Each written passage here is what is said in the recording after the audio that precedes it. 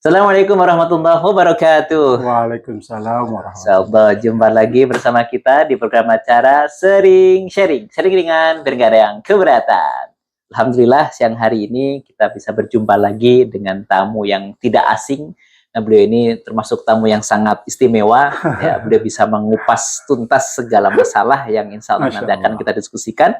Siapa lagi kalau bukan Al-Ustadz Mabrur Inwan MAG. Satu-satu ya. Alhamdulillah sehat. Masya Allah, di tengah kesibukan beliau, Alhamdulillah hari ini bisa hadir di podcast kita, tentunya insya Allah dengan diskusi-diskusi yang mudah-mudahan menarik. Hari ini libur ngajar Ustaz? Ya, kita libur untuk datang podcast Oh, hari Masya Allah, ini. demi sambil kita ngopi bersama. sambil Lama kita nggak ngopi-ngopi. kesini, Ya, Masya Allah. Baik, adapun tema diskusi kita hari ini adalah serakah membawa musibah. Nah, ini sangat menarik, tapi sebelum kita masuk ke sana, sekali lagi kita doakan para saudara-saudara kita yang berada di Sumatera Barat, Aceh, dan juga Sumatera Utara, mudah-mudahan senantiasa diberikan kesabaran juga ketabahan, Amin. dan mudah-mudahan bisa segera bangkit Amin. dengan kepedulian kita bersama, dan mudah-mudahan Indonesia dilindungi oleh Allah SWT dari mara bahaya dan juga musibah-musibah selanjutnya. Baik Ustadz, ketika kita berbicara tentang musibah, kemarin sebenarnya sudah kita bahas sedikit dengan narasumber sebelumnya sebenarnya, makna musibah dan sebagainya. Akan tetapi hari ini kita akan coba mengulik tentang serakah.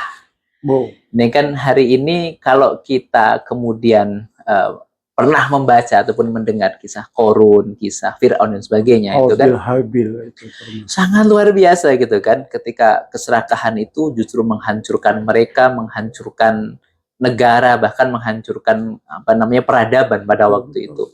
Ini sebenarnya Ustadz, kalau ditinjau dari sisi atau pelajaran yang bisa kita ambil dari kisah mereka-mereka itu, kalau kita tarik benang merahnya dengan kejadian-kejadian yang ada di negara kita, apakah kemudian musibah-musibah itu bisa kita kaitkan dengan tingkah laku manusia yang semakin hari semakin serakah? Coba kita kulik sedikit, Ustaz. Silakan, Ustaz. Baik, sahabat Dristamania ya. Sahabat Dristamania. Terima kasih Syukur Ustaz. Hari ini kita bisa ngopi bersama kembali. Mudah-mudahan perbincangan kita ini memberi manfaat dan edukasi bersama. Amin. Insyaallah. Jadi apa yang kita bahas hari ini sangat erat kaitannya dengan apa yang terjadi hari ini. Kita turut berduka yang cukup mendalam apa yang terjadi di Sumatera Utara, Aceh, dan Sumatera Barat. Jadi salah satu sumber malapetaka itu adalah keserakahan. Keserakahan, malapetakannya apa? Baik bagi diri kita maupun orang lain. Ya. Misalkan ya, kalau pejabat, pemimpin itu, dia serakah, maka dia pasti korupsi. Ya. Kalau dia korupsi, dia menghancurkan dirinya dan keluarganya. Ya.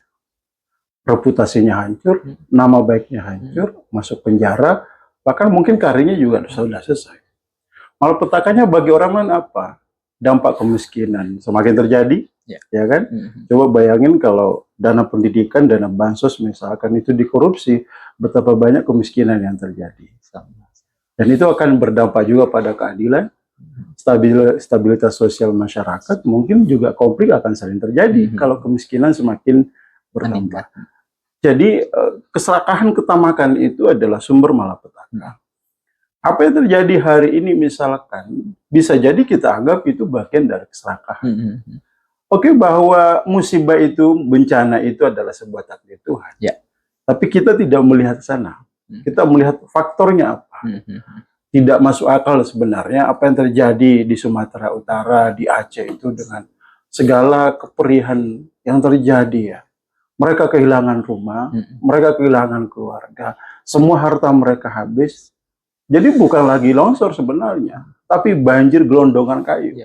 Kan ini nggak masuk akal. Kenapa bisa terjadi itu? Kalau akal sehat orang menjawab, ini semua adalah ulah karena tangan manusia. Makanya lagu Ebit, siapa namanya? Ebit GAD itu mengatakan mungkin Tuhan sudah mulai bosan dengan tingkah kita. Nah, apa tingkah kita adalah membabat hutan. Makanya sebenarnya kalau orang ramah terhadap alam itu, maka alam pun akan ramah terhadap diri kita. Sebenarnya kita tidak perlu menyelamatkan alam. Cukup kita yang menjaga alam itu, maka kita akan selamat dalam hidup ini, lingkungan ini. Jadi kata kuncinya tadi itu, setiap orang yang serakah pasti akan memunculkan masalah baru. Kita bisa lihat misalkan ya, kalau kita tarik ulur, dalam sejarah manusia pertama, Qabil Habil. Sebenarnya kenapa terjadi pembunuhan itu terhadap saudaranya sendiri yang dilakukan oleh Qabil? Itu sebenarnya kan keserakahan. Egonya, amarahnya. Dia mau ingin mendapatkan sesuatu yang lebih, tapi tidak melakukan pengorbanan yang lebih. Jadi mendapatkan sesuatu yang lebih itu kan bentuk keserakahan. Tapi karena tidak mendapatkan apa yang diharapkan, terjadilah pembunuhan. Jadi lagi-lagi kalau sejarah manusia kita lihat, maka keserakahan itu adalah pasti akan terjadi musibah. Makanya Islam menuntut kita di situ ada konsep syukur, kita tidak terlalu ambisius dan seterusnya. Kira-kira gitu, Ustaz. Oh, sangat luar biasa. Lalu ketika kita melihat satu ayat mungkin ya, bahwa penyebab daripada musibah itu adalah bima aidin nas, oleh ulah tangan manusia itu sendiri. Bahkan dalam ayat lain disebutkan bahwasanya segala sesuatu yang baik itu pasti datangnya dari Allah Subhanahu wa taala. Dan segala sesuatu yang buruk itu datangnya dari kita sendiri. Ini harusnya kan menjadi muhasabah bagi kita semua sebagai umat manusia untuk kemudian bagaimana kita seharusnya bersikap terhadap alam, bagaimana kita bersikap terhadap segala sesuatu yang Allah berikan kepada kita. Nah, ini sebenarnya sikap kita yang paling baik itu yang sikap seperti apa sih, Ustaz? Oke, menarik saja. Saya ingin garis bawahi dulu ya, bahwa keserakahan itu tidak hanya pada harta. Tetapi termasuk keserakahan itu, kalau kita ingin mendapatkan sesuatu, atau ingin menempati sebuah jabatan posisi yang bukan pada tempat kita. Misalkan ya, kalau kemampuan Anda cuma ahli nahwu misalkan, ahli ngaji, nggak usah lah ingin jadi direktur, direktur ekonomi atau apa, yang memang bukan basicnya. Jadi ingin mendapatkan sesuatu yang sebenarnya kapasitas, kemampuan, pengalaman kita bukan pada tempat itu sebenarnya bentuk keserakahan. Nah, apa yang terjadi hari ini? Mestinya kita harus mengedepankan dalam diri kita itu, kita harus membatasi antara keinginan kita dengan kebutuhan kita. Sebenarnya kebutuhan kita apa sih? Kalau keinginan kita yang ingin selalu dikedepankan, maka semua apapun kita ingin dapatkan. Dan saya selalu katakan bahwa keinginan manusia itu tidak akan pernah berhenti. Dan dalam teori Abraham Maslow itu, manusia punya kebutuhan. Kebutuhan fisiologis misalnya, kebutuhan makan. Tetapi bagaimana keinginan Anda untuk bisa makan, itu yang harus direm. Jangan menghalalkan segala cara. Termasuk misalkan, salah satu kebutuhan manusia adalah ingin penghargaan. Orang sudah kaya misalkan, orang berpikir begini, kenapa sih dia masih mau ingin jabatan? Padahal hartanya di mana-mana, usahanya di mana-mana, perusahaannya. Apa sih yang dia cari? Karena salah satu yang diharapkan manusia itu adalah penghargaan. Apa bentuk penghargaan? Dia mendapatkan jabatan. Coba bayangin kalau Anda mendapatkan jabatan, semua orang hormat, siap 86 dan orang akan mendapatkan privilege yang baik dari orang lain. Sehingga sebenarnya bisa jadi bukan tentang dia mendapatkan apa-apa, tetapi rasa kebanggaan diri itu. Nah, kalau ini kemudian orang tidak membatasi dirinya, maka dia akan terjun pada keserakahan. Makanya ada ungkapan yang mengatakan begini, alam itu sudah memberikan cukup kepada kita, tapi tidak pernah cukup bagi orang yang serakah.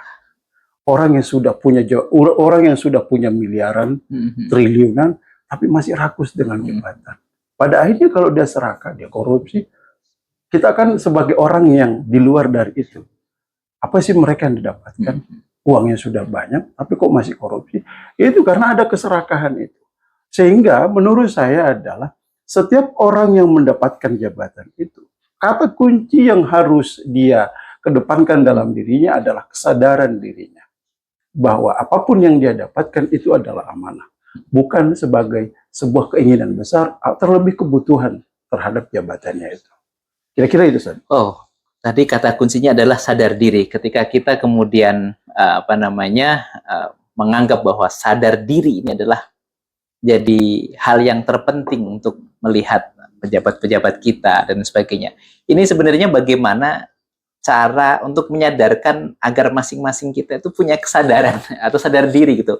Apalagi tingkah pola pejabat ya, mohon maaf ya, sekarang ini kita lihat ya berpihaknya bukan lagi ke rakyat gitu kan. Kalau kita lihat bahkan dalam kondisi yang seperti ini saja masih melihat orang lain yang berbuat baik aja masih disinisin bahasanya kan, seperti betul, itu. Orang mau jadi donatur gitu ya, Yes, masih disinisin bahkan.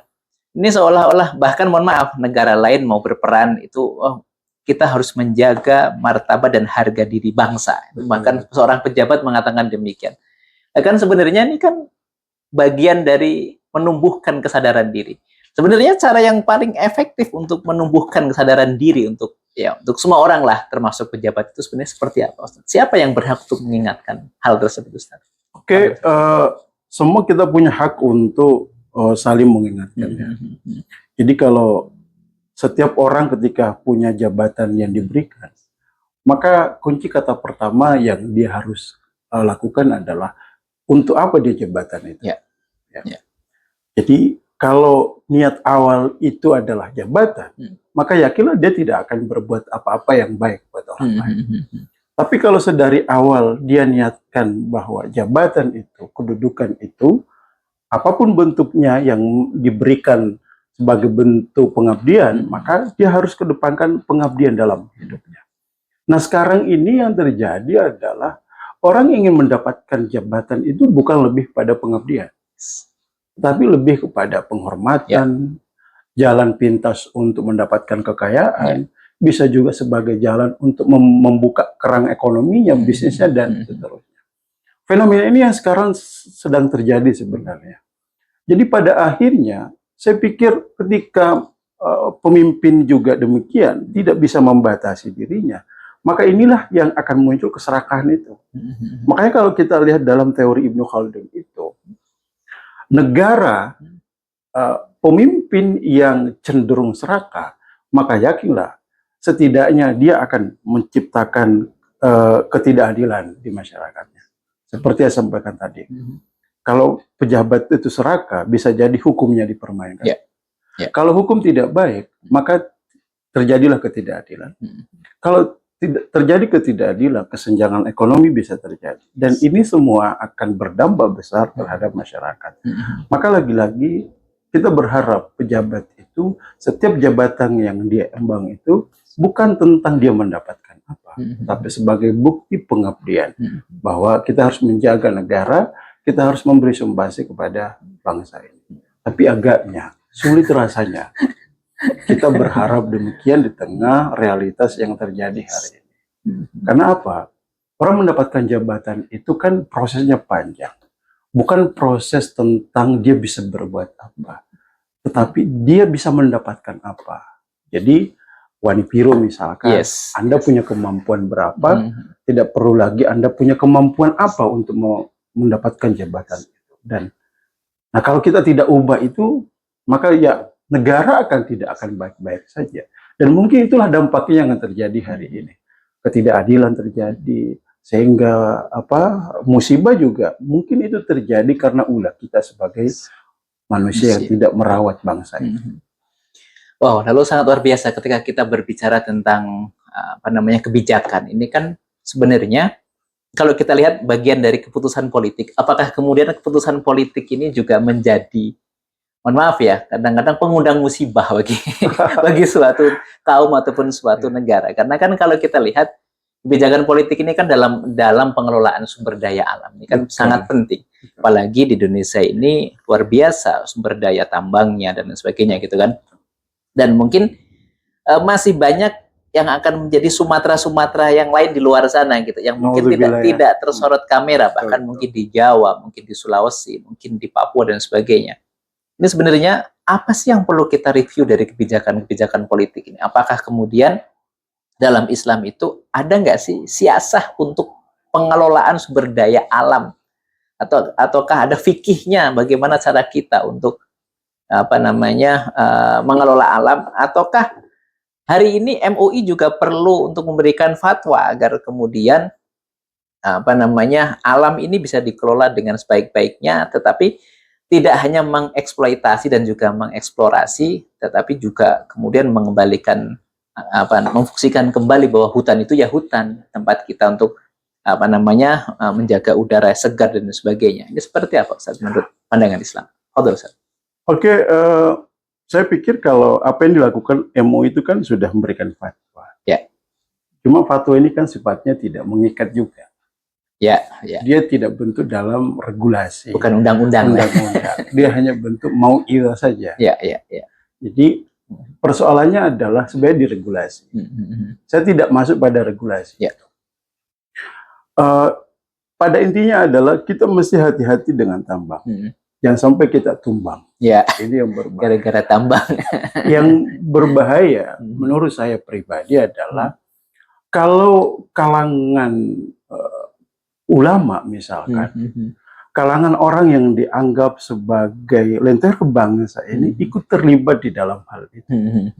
Pada akhirnya kan begini ya, masyarakat itu berharap misalkan intelektual, agamawan ikut menjadi bagian dari penjaga alam semesta ini melestarikan. Tapi kalau kemudian juga tanda petik juga terlibat di dalam hal itu, pada siapa lagi kita ini masyarakat harus berharap menyuarakan kelestarian alam itu. Jadi agak disesalkan. Saya termasuk, mohon maaf ya, tidak setuju kalau ada agamawan juga terlibat di dalam kong kali kom dalam tanda petik tambang itu. Karena begini, tambang itu ada dua unsur di situ. Ada unsur politisnya dan ada unsur bisnisnya di situ. Nah, yang kita khawatirkan adalah ormas keagamaan, intelektual itu, yang sebenarnya harusnya menjadi lentera bangsa, terseret di dalam pusaran politik itu, pusaran bisnis itu, sehingga tidak terjadi lagi yang namanya mengedepankan maslahat. Dan di dalam Islam, segala kebijakan, pasti pijakannya adalah maslahat. Apa dampaknya, apa yang memberikan kebaikan kepada masyarakat, ataukah justru keburukan. Nah, kita tentu menyesalkan apa yang terjadi di Sumatera Utara. Kalau orang mengatakan lebih dahsyat dari tsunami, iya.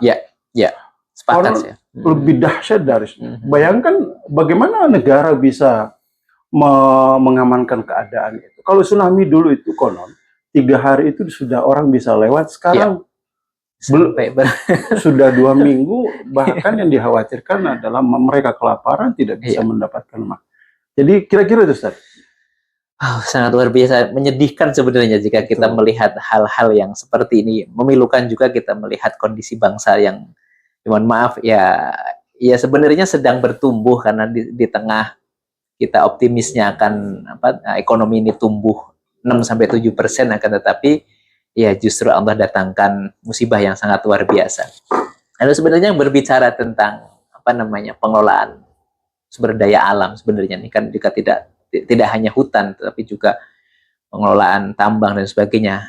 Lalu kita pasti akan tertrigger dengan satu terobosan baru dari Kementerian Agama yang mengedepankan ekoteologi. Nah, ini sebenarnya apakah ini juga menjadi salah satu solusi bagi bangsa ini untuk kemudian kembali menyadari bahwa sebenarnya manusia dengan alam itu juga harus hidup berdampingan dan selaras dan seimbang lah bahasanya.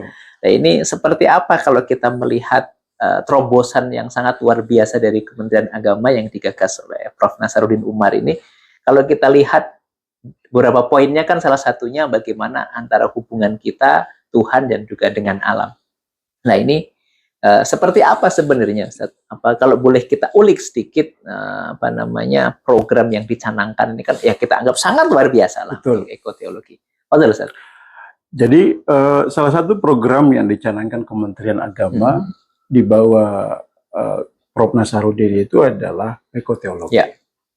Sebenarnya juga itu bagian dari moderasi beragama. Moderasi beragamanya adalah bagaimana kita manusia menempatkan diri kita sebagai khalifah, sebagai pelestari, pengembang amanah di bumi ini untuk merawat, mencintai alam ini. Saya pikir itu sesuatu yang sangat teologis dan sofistik ya, mendorong kita bagaimana mencintai alam. Tetapi saya kira tidak boleh hanya berhenti pada wacana dan program saja. Sebenarnya kan program alam ini kan bukan problemnya di masyarakat. Ya kan? Ya, sepakat. Bukan problemnya di masyarakat. Jadi kita mendakwakan misalkan di beberapa podcast, misalkan di beberapa video atau di ceramah, tapi sasarannya ini kan lagi-lagi persoalan regulasi. Siapa yang terlibat dalam pembabatan hutan itu? Siapa yang terlibat dalam tambang itu? Siapa yang terlibat dalam sawit itu? Siapa yang terlibat penebangan pohon itu? Apakah masyarakat? Agaknya bukan. Jadi kalau program ini tidak sinergi dengan yang berkaitan dengan hal itu, saya kira juga tidak akan efektif. Nah, program ini hanya basisnya adalah bentuk kesadaran. Itu kan ya? Bentuk kesadaran. Tapi sampai di mana kita menyuarakan itu? Tapi kalau regulasinya tentang bagaimana memelihara alam itu tidak dijaga dengan baik, ya saya kira akan hanya berhenti pada program dan Ustadz akan ceramah saja, tidak memberi dampak yang, maaf ya, tanda petik signifikan. Saya pikir itu harus sinergi juga gitu ya.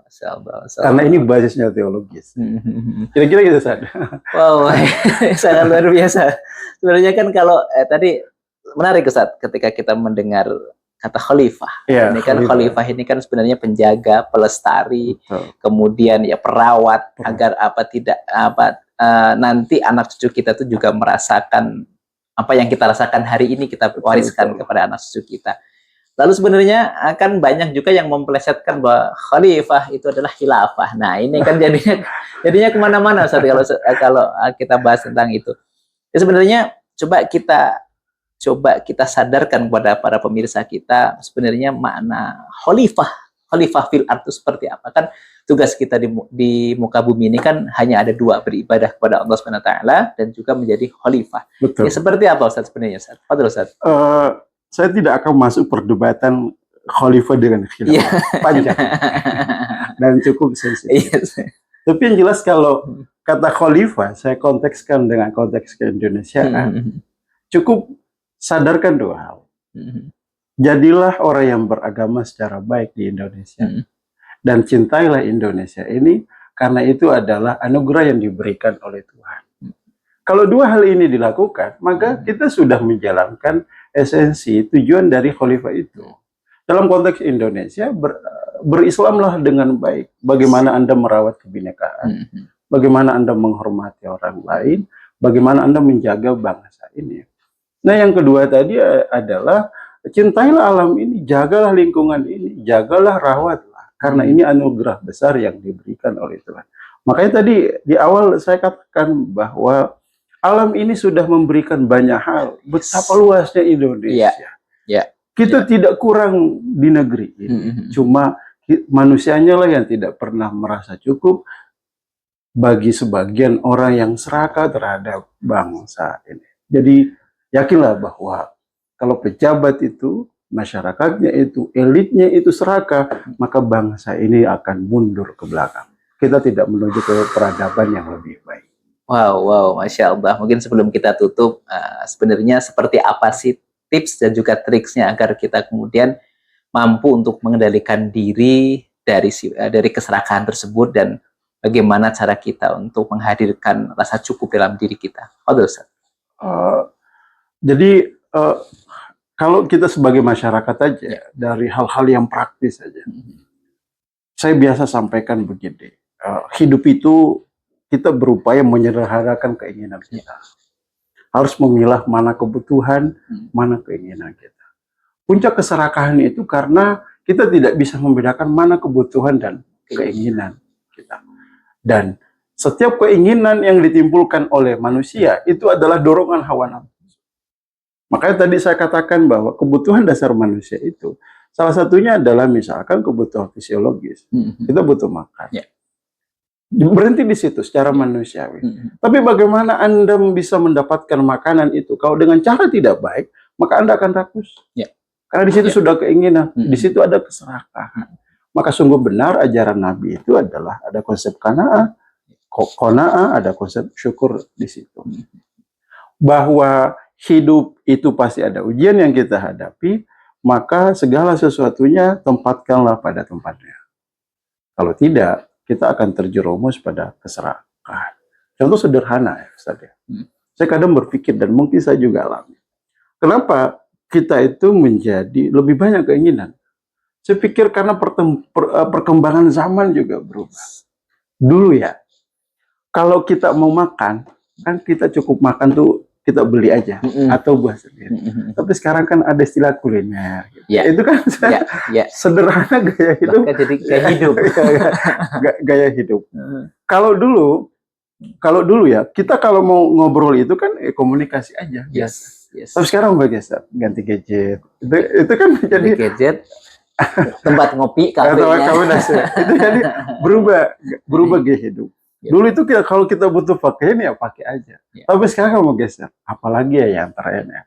Nah saya pikir karena perkembangan zaman itu kalau kita tidak batasi diri kita, tidak bisa mendapatkan mana kebutuhan keinginan, maka kita akan terjerumus pada hedonisme itu, keserakahan. Kalau kita sudah hedonis, bisa jadi kita mengalahkan segala cara. Yang penting dapat cuan. Wah, itu dia. Kira-kira itu. Wow. Ini maaf atas segala kekurangan. Masya Allah, ini lebih dari cukup dan sangat luar biasa. Mungkin kalau sedikit boleh kita tambahkan kesimpulan bahwasanya sebenarnya cara terbaik untuk mendatangkan keberuntungan itu adalah dengan menghadirkan rasa cukup dalam hidup kita. Karena dengan merasa berkecukupan dalam hal apapun yang Allah berikan, itu mendatangkan kesyukuran. Betul. Dan dengan kesyukuran itu akan kemudian menghentikan kita atau menghalangi kita untuk berbuat kecurangan dan bahkan menghalalkan segala cara yang kita dapatkan. Dan yang boleh kita lakukan, kita boleh merasa kurang. Betul. Dalam hal apa? Dalam beribadah dan ketaatan kepada Allah SWT. Dan kita boleh merasa lebih, akan tetapi kelebihannya adalah dosa dan kesalahan kita. Oh iya. Sehingga kemudian kita ini memotivasi ya. Iya, memotivasi untuk selalu mohon ampunan kepada Allah Subhanahu wa taala. Mudah-mudahan yang sedikit ini senantiasa mendatangkan penutup yang menarik. Iya. Mudah-mudahan bermanfaat. Amin. Dan terima kasih atas waktunya, Ustaz. Sekali lagi tetap pantengin terus program acara kita, sering dengan yang keberatan. Assalamualaikum warahmatullahi wabarakatuh. Waalaikumsalam warahmatullahi wabarakatuh.